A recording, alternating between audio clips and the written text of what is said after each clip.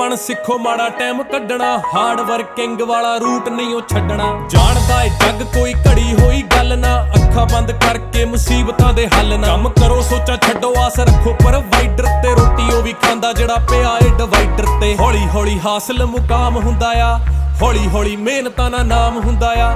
ਪਹਿਲਾਂ ਪਹਿਲਾਂ ਹਰ ਬੰਦਾ ਆਮ ਹੁੰਦਾ ਆ, ਦੁਨੀਆਦਾਰੀ ਚੋਂ ਜੋ ਤਰਾਸ਼ ਬਣਦੇ, ਆਪਣੇ ਤੇ ਰੱਖ ਵਿਸ਼ਵਾਸ ਬਣਦੇ। ਹੋਏ ਆਮ ਜਿਹੇ ਮੁੰਡੇ ਵੀ ਨੇ ਖਾਸ ਬਣਦੇ, ਆਮ ਜਿਹੇ ਮੁੰਡੇ ਵੀ ਨੇ ਖਾਸ ਬਣਦੇ। ਅਸੀਂ ਆਮ ਜਿਹੇ ਮੁੰਡੇ ਹੀ ਜੋ ਖਾਸ ਬਣ ਗਏ, ਅਸੀਂ ਆਮ ਜਿਹੇ ਮੁੰਡੇ ਹੀ ਜੋ बस ऐसा ही वाहेगुरु सुख रखे, मारा काम बोले मुनाम चुप रखे।